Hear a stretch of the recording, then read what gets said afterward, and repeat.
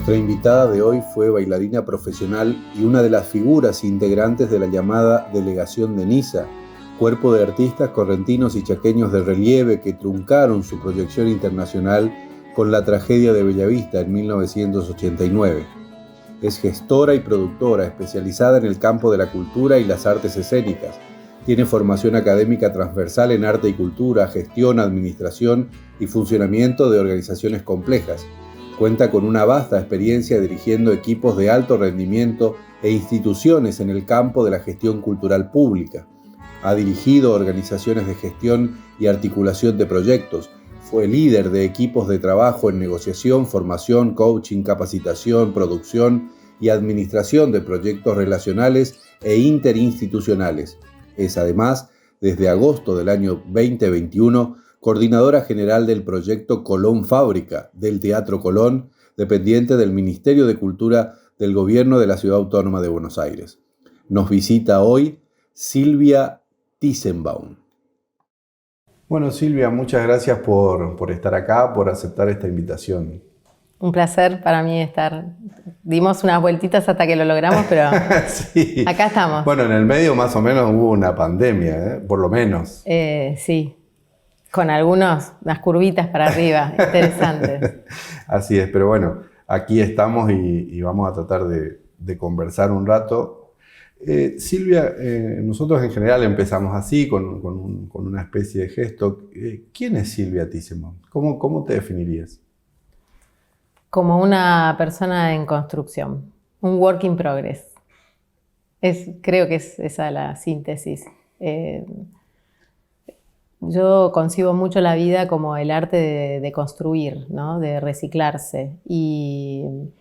Y así fue al principio intuitivamente y ahora estoy convencida de que es una construcción. Entonces hoy yo soy generadora de cosas, inclusive para mí, para mi familia, para mi entorno. Generadora en el sentido de que busco. ¿Y qué hay en esa búsqueda? Hay una búsqueda del bienestar en la actividad. A mí me motiva mucho el hacer, el buscar nuevas oportunidades, nuevos proyectos. Es como el motor para mí. Es mi insumo, digamos, mi alimento es ese. Entonces estoy todo el tiempo en movimiento, todo el tiempo buscando qué más hacer, qué más puedo aprender, con quién más puedo hablar, qué otras cosas puedo hacer. Y ese es el tránsito. Por eso me parece que definirme es como limitarme. Uh-huh. Entonces yo voy navegando. Bueno, vos hiciste una cantidad de cosas y vamos a ir tocando seguramente algunos puntos, pero vamos a empezar por el final, digamos, ¿no? Por lo que estás haciendo ahora, que de paso le contamos por ahí a la gente, si no sabe, que en Buenos Aires, donde estás trabajando, donde vivís y donde estás trabajando hace bastante tiempo, hay un lugar que se llama Colón Fábrica. ¿Qué es eso? Colón Fábrica es un depósito visitable que pertenece al Teatro Colón. Es un espacio muy, muy grande que queda en La Boca, en la zona de Caminito, muy cerquita ahí de todas las atracciones de Caminito, y donde hay almacenadas, pero además exhibidas, escenografías, utilería y vestuario de producciones originales del Teatro Colón. Entonces, las producciones de los últimos años del Teatro Colón están guardadas ahí, pero además exhibidas. Hay un espacio que es espacio de guardado, y luego te encontrás con esas cosas monumentales que hace el Colón de esculturas gigantes y vestuario y no sé, telones enormes y no sé, utilerías varias, elementos varios. Entonces la gente puede ir y hacer un recorrido encontrándose con esas magias y esos tamaños descomunales que son las cosas que hacen adentro del Teatro Colón, que además es uno de los pocos teatros que sigue siendo teatro fábrica. Por eso se llama Colón Fábrica. Que fabrica todo, el Colón fabrica todo. El Colón esencialmente fabrica todo. Cose pelo a pelo las pelucas y hace toda la elaboración del vestuario lo hacen ahí adentro y esculpen telgopor y hacen todos los revestimientos y cortan, pegan, sacan, ponen. Es la increíble. Carpintería, todo. La zapatería. Todo. Compran la materia prima y lo hacen. Es maravilloso, maravilloso. Hay una de las cuestiones que a mí me impactó mucho de ese lugar cuando fui a visitarlo, que tiene que ver con, bueno, eso, ¿no? Como el concepto ese de que lo que no le sirve a otro momentáneamente al menos, es decir, el Colón eso ya lo tiene en... No sé si eso se reutiliza, si Sí. reponen una obra, Sí. vuelve, ¿no? Sí, de hecho ya lo hicimos. Repusimos una obra que estaba exhibida ahí. Bueno, la utilería de una obra que no se utiliza momentáneamente pasa al Colón Fábrica. Está ahí la forma de contarte eso también, porque te ayudan a que vos entiendas, digamos, cómo fue montada, qué fue la obra, cuándo se puso en cartelera, etc. Pero encontrar todo eso en un espacio que para algunas cosas además reproduce la escala. Contanos un poco cómo es la escala del Teatro Colón, del escenario del Colón. Y un telón de boca puede tener 20 metros de altura. Nosotros no podemos exhibir, eso que el depósito es grande y de techos altos, es bien tipo galpón industrial, ¿no? Ahí se reparaban motores de barcos, Claro. tiene una historia el edificio. Pero los telones que nosotros exhibimos, algunos los tenemos que doblar porque no entran enteros de alto. Y podés tener un telón de 25 metros de ancho, de embocadura, digamos, y 20 metros de alto. Y además hay algo muy interesante que nos lo contó un visitante que había participado haciendo escenografía dentro del teatro. La distancia mínima que vos tenés desde la primera fila de la platea hasta la escenografía son unos 13 a 15 metros. O sea, lo más cerca que vos podrías estar cuando entras a la sala es esa distancia. Y al telón de fondo casi 30 metros. Y en Colón Fábrica vos tenés la escenografía a un metro. A un metro. Entonces te permite un acercamiento. Nosotros creemos que es como una ventanita, ¿viste?, al mundo del Teatro Colón y a acercarte. Vos podés tocar, podés fotografiar, podés filmar, podés mirar de cerca cómo realizan los escenógrafos y cómo pintan los de pintura escénica. Entonces y además esto que vos marcabas, que lo que no le sirve al Teatro Colón en ese momento, para nosotros es un insumo enorme, Claro. porque nos permite a nosotros seguir contando historias. Pero además, como está puesto ese lugar, como te lo explican además, porque se puede hacer una visita autoguiada con los artefactos que nos permite hoy la tecnología, pero también hay guías. Ver eso expuesto de esa manera, con cómo te lo cuentan, con cómo te lo presenta además, un poco lo que a mí se me figuraba era que, lo voy a decir muy brutalmente, pero es lo que desecha otra puesto así, generando un espacio cultural que acerca tal vez una manifestación del arte que genera cierta distancia con el gran público, con una monumentalidad fantástica ahí, que se puede incluso, algunas cosas se pueden tocar.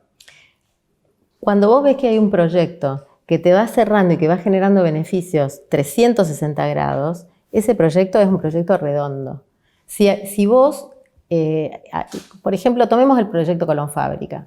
Si vos le ofreces a una gestión un proyecto que genera acercamiento con el vecino, si vos le ofreces al escenotécnico, que está generalmente atrás de escena, al que no lo aplauden en Claro. directo, le ofreces que su trabajo sea puesto en valor.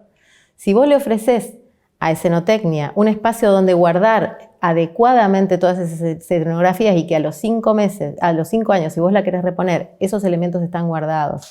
Si vos a su vez le ofreces a la gente que nunca fue al Colón una instancia amable, cercana y fácil de acercamiento, y vos empezás a tener beneficios 360 grados. Entonces ese proyecto es un proyecto que se empieza a sustentar porque genera realmente beneficios. Y los que no los generaste de entrada, vas encontrando cómo generarlos. Claro. Porque además es un proyecto que es muy maleable. Uh-huh. Nosotros, desde que arrancamos el 30 de octubre hasta acá, fuimos encontrándole la vuelta, fuimos mejorando las visitas, fuimos alterando el orden de las visitas para encontrar una versatilidad mayor. Fuimos pudiendo encontrar la vuelta para contarle más historias a la gente. O sea, es muy interesante todo ese proceso. Además, que se paga también una entrada que genera fondos que sirven para poner en valor nuevamente. Sirven para sostener. Uh-huh. Fundamentalmente sirven para sostener. Y además es una puerta de entrada que también tributa al Teatro Colón, ¿no? Tributa al Teatro Colón y además hay gente que va a Colón Fábrica que después termina yendo al Teatro Colón a ver una de las óperas. Claro. Que se entusiasman, los bueno, chicos. Ahí sos la directora, la coordinadora sí. general, sí. Pero también estuviste trabajando para la ciudad en la Usina del Arte, en los festivales, bueno, mucho con el teatro también, ¿no? Tenés mucha relación con el teatro, el complejo teatral de Buenos Aires, etc. Y eso, toda esa experiencia, todo ese camino, porque esto viene de hace un tiempito largo. Sí, hace mucho que trabajo en la ciudad. Y no sé, me fui moviendo, fui buscando las vueltas, fui estudiando, Cuando yo me fui a Buenos Aires, ya había trabajado en el complejo Guido Miranda en Resistencia, y empecé a buscar la forma de vincularme con ese ambiente. Y después empezás a tener algunos toques de suerte, algún trabajo que vos hacés. Yo siempre digo que la mejor carta de presentación de una persona es el trabajo que hace. Claro. A mí me funcionó. Y también tuve suerte porque me ofrecieron conducir proyectos que estuvieron realmente muy buenos.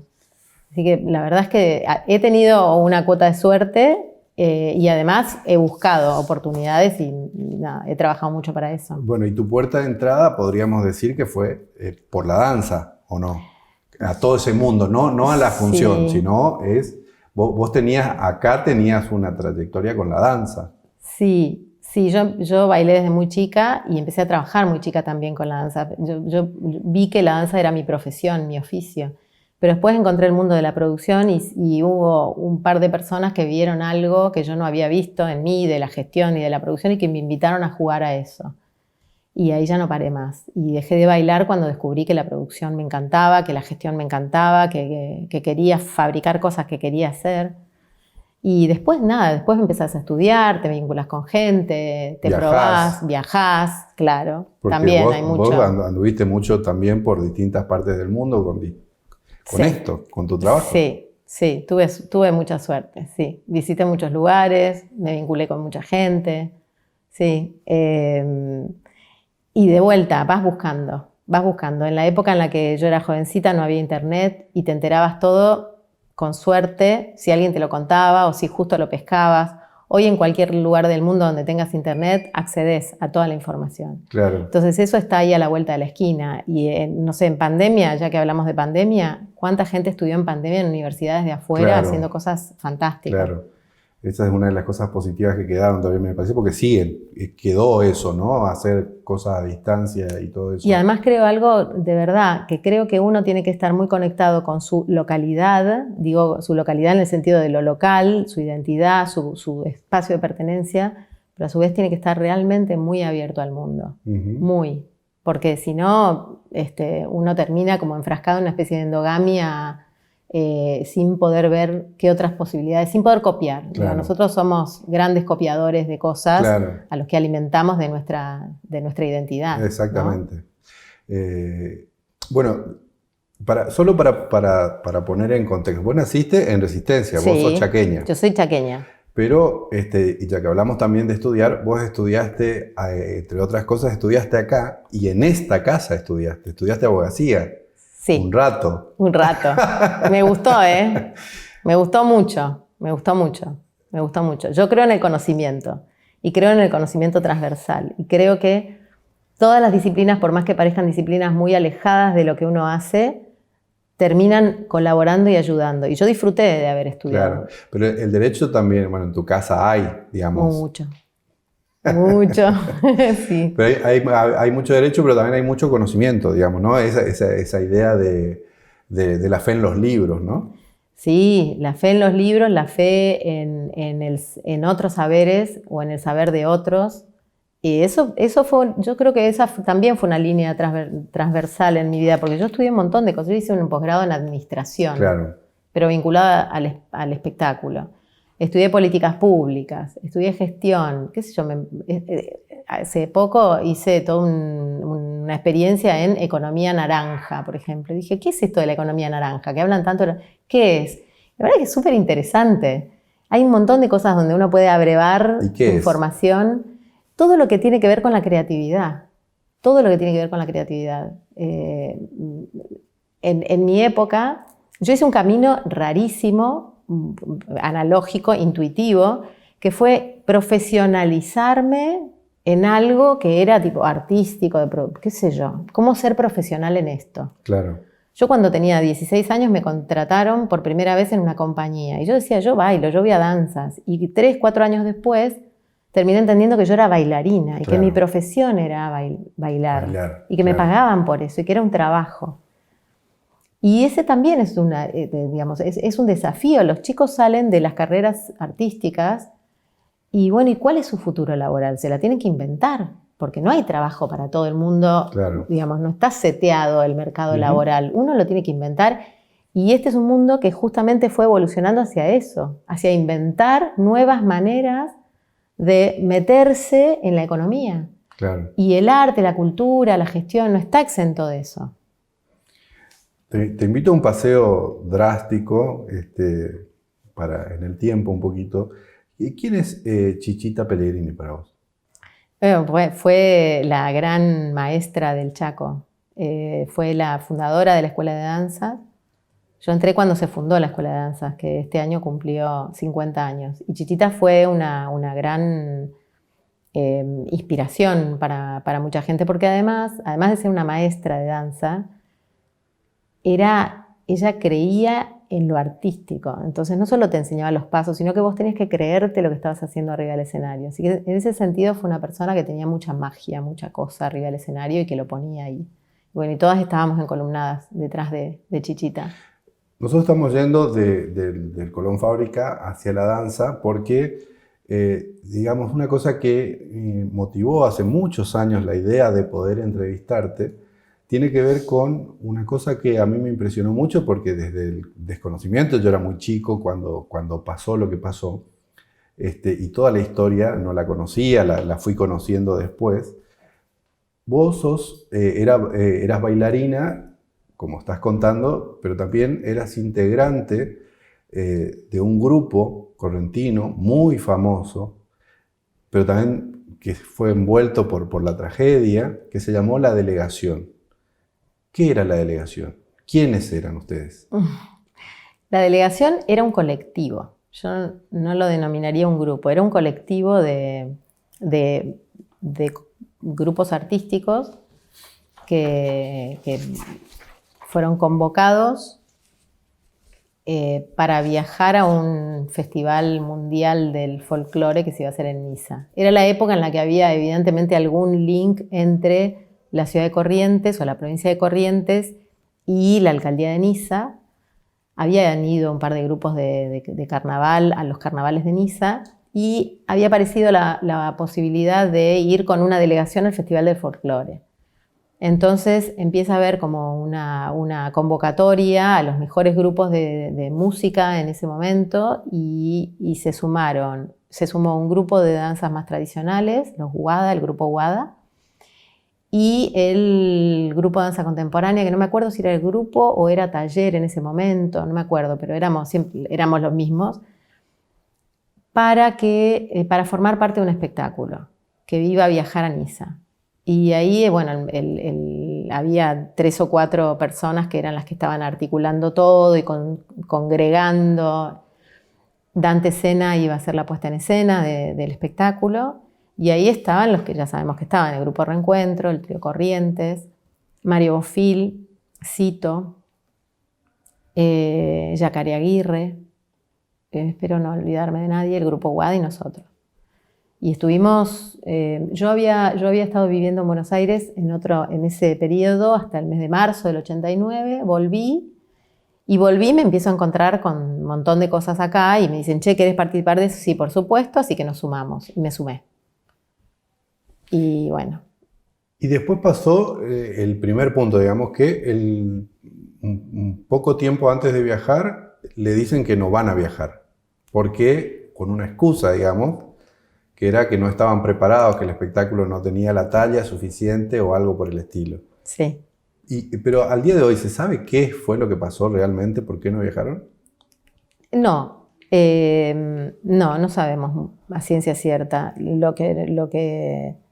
porque imagínate que después de lo de Bellavista hubo gente que siguió hablando del tema y siguió, digamos, como y hubo otros que no, que directamente pusimos como una burbuja, digamos, o una pared en el medio. Voy a hacer una síntesis drástica.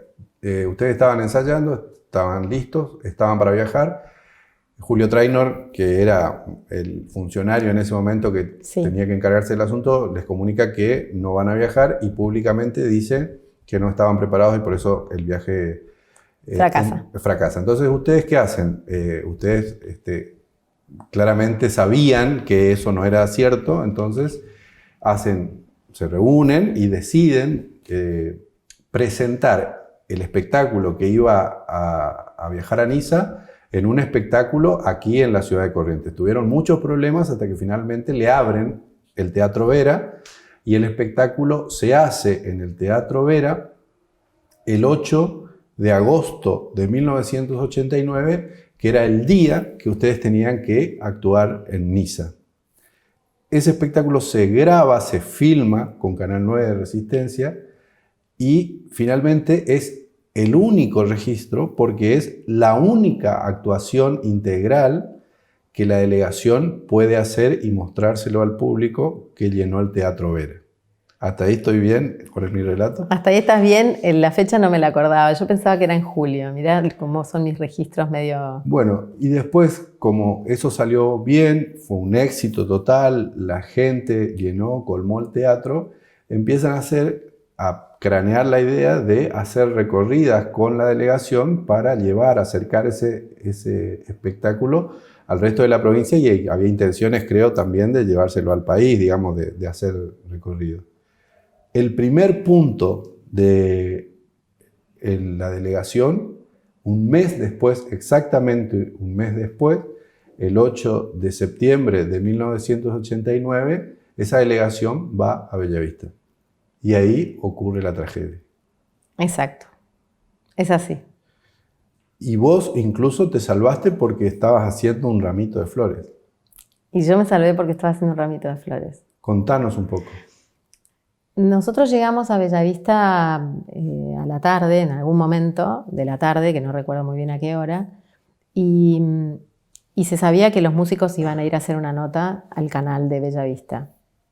Yo tenía realmente muy buena relación con los músicos, con Cito tenía relación larga porque yo había bailado cosas con Cito de todas las experiencias que habíamos hecho acá, o sea que ya teníamos una relación muy cercana, digamos, con Cito, con Johnny. Y con los de Corrientes, sobre todo con, no sé, con el Gringo, tenía muy buena relación. Con Miño también. Y me dicen, venite con nosotros. Silvia, venite con nosotros al canal.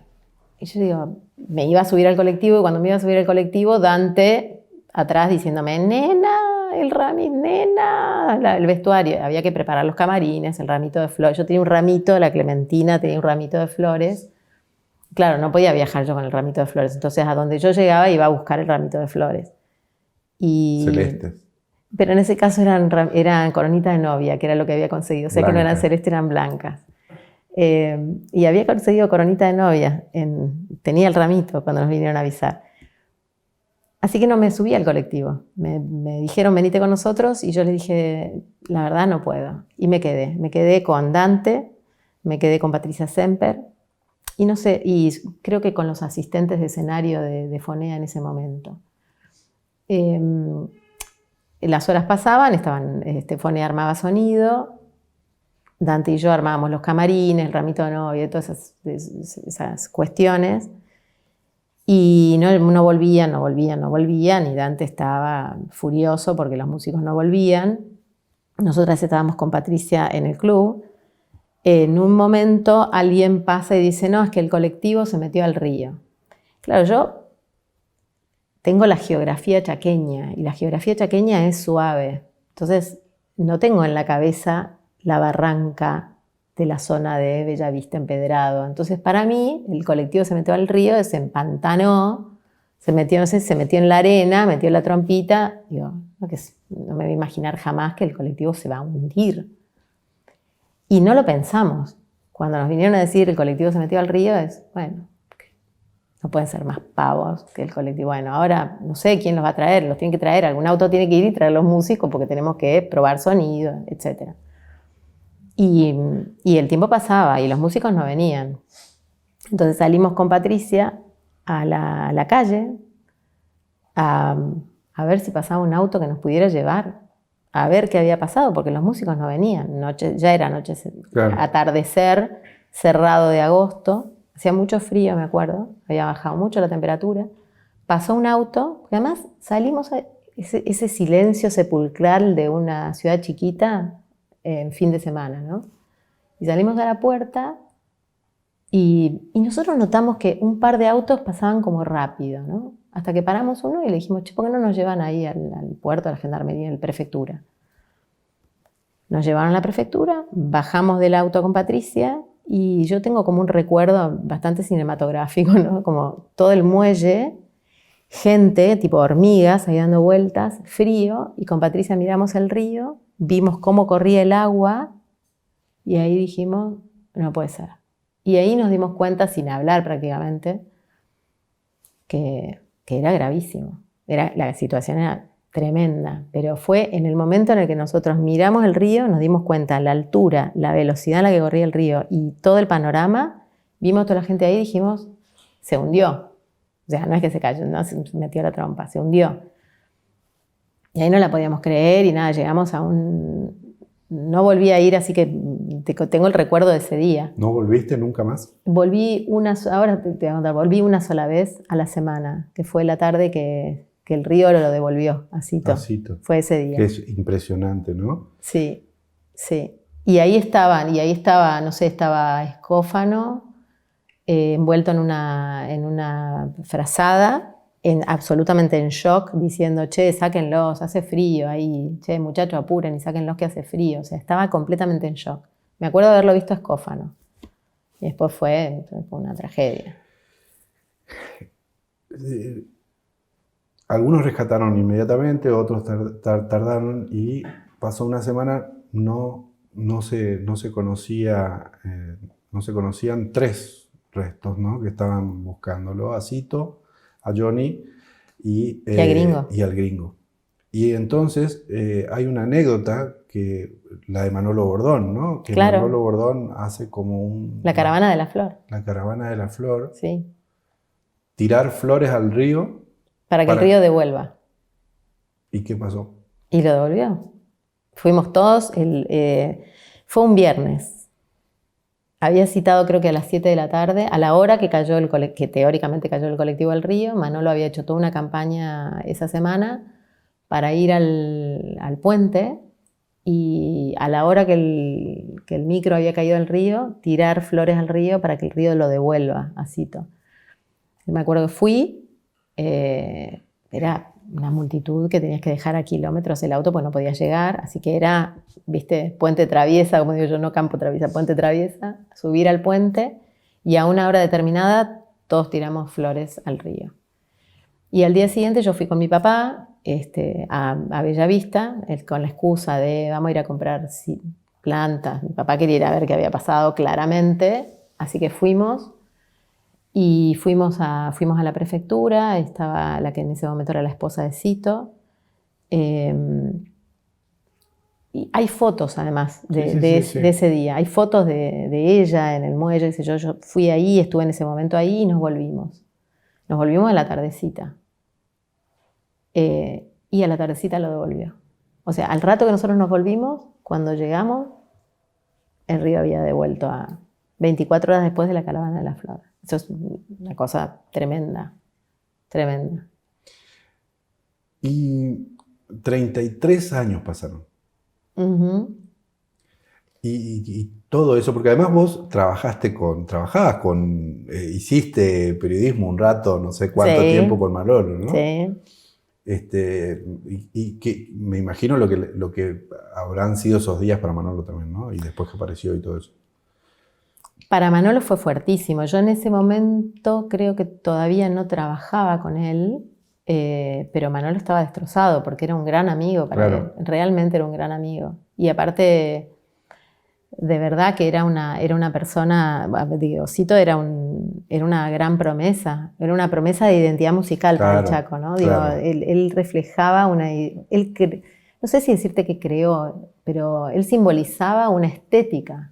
una estética chaqueña, de la canción chaqueña. Claro, la nueva trova, una cosa así, ¿no? Sí. Él sintetizaba eso estéticamente. Con Cito se fue una estética, ¿no? Que él Claro. tenía una impronta muy marcada. Silvia, yo te escuché decir una cosa muy impresionante, porque bueno, la delegación esa estaba conformada por gente que era muy impresionante, era lo mejor que había cada uno en su rubro. Estaban en un momento muy alto también, en momentos altos de cada una de esas carreras individuales.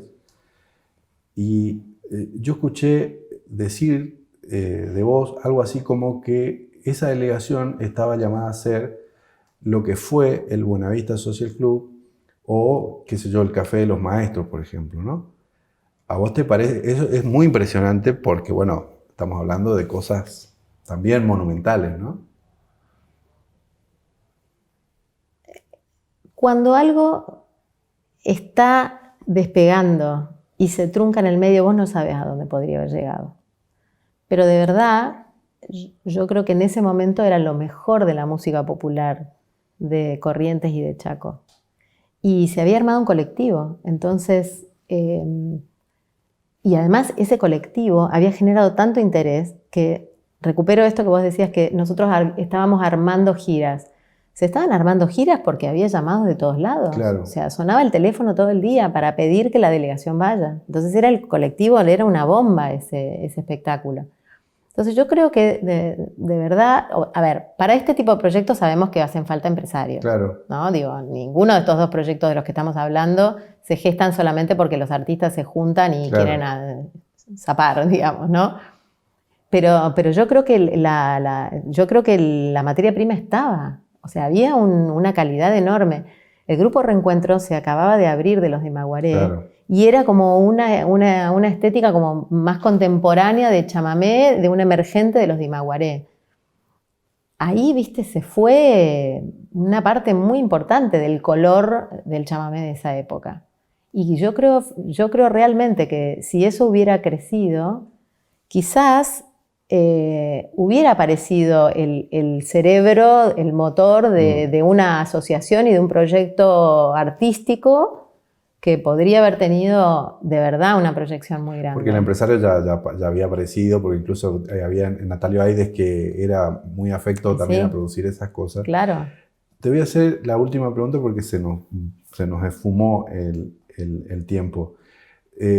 Eso pasó y después vos, bueno, después te fuiste, hiciste todo este otro recorrido enorme, pero yo antes de la nota yo te dije, bueno, vamos a hablar de este tema, y dijiste, uy. ¿Qué es esto para vos todavía? Pese a que hiciste todo lo otro, cuando alguien te menciona esta cuestión de la delegación y todo esto, aún 33 años después, ¿qué significa para vos? ¿Qué te genera? Yo no hablé mucho del tema del accidente, o sea, sí, con mis amigos, con mi familia, pero no, durante muchos años yo no hablé, con Manolo yo no hablé del accidente. Yo bailaba los 8 de septiembre y no siempre, cuando Manolo, digamos, cayó en la cuenta o me sumó o yo debo haber dado alguna señal, pero yo no fui de ir para afuera, digamos, con lo que había pasado. Y lo que a mí, digamos, fue una época hermosa. Entonces, lo que a mí me pasa con el accidente es que es una pena no haber podido desarrollar eso, no haberlo vivido, porque fue, digo, la frustración de no haber ido y todos los universos personales de gente que había invertido plata, que había vendido cosas. Claro. Pero por el otro lado, esa revancha de haber podido mostrarlo en el teatro, esa felicidad de que eso florezca, la satisfacción de que era algo muy bueno que estábamos armando. Viste, cuando vos te preguntás, che, ¿y qué hubiera sido si? Claro. ¿Qué hubiera sido si? Me pasa eso, qué pena, qué lástima, qué pérdida enorme. En lo cultural, pero también en lo personal, porque yo había sido muy feliz ahí. Y digo, soy una buscadora de cosas, buscadora de experiencia, a mí me encanta pasarla bien, me encanta que me guste lo que hago. Digo, ay, dale, justo, de verdad que esto era de una potencia enorme y que se frustre de esta manera. Eso me pasa, me da mucha frustración. Después pasaron otras cosas, la vida sigue, uno va encontrando, pero nada, eso. Y obviamente en el momento cada uno pasó por su estrés postraumático, digamos. Había que cruzar el río todos los días para venir a trabajar acá, y eso, ¿viste? Era un poco complicado al principio. Pero me pasa eso, digamos, que me da mucha pena, que me parece de una tristeza enorme. Eso, que después no volvió a pasar. Claro, después no volvió a ocurrir. El vacío quedó, ¿no? Después no volvió a ocurrir. ¿Cuántas veces se juntan esos monstruos, digamos, porque eran los mejores chamameceros? Más, ¿sabés lo que era ensayar y escuchar eso que estaba sonando en vivo? Porque además en todos los ensayos estaban todos. A los ensayos iba Cito, iba el gringo, iba Michel, iba Mario. Era una fiesta. ¿Entendés que era una fiesta privada? O sea, la gente iba a escucharlos en un concierto, en un espectáculo, en una presentación. Nosotros los teníamos todos los días. A mí me habían regalado la posibilidad de compartir con ellos todos los días, de escucharlo a Mario todos los días en los ensayos. Increíble. Después de eso, ya está. No hay más, ¿entendés? No hay más. Es un regalo de la vida. Fue cortito. Eso. Silvia, muchas gracias. A vos.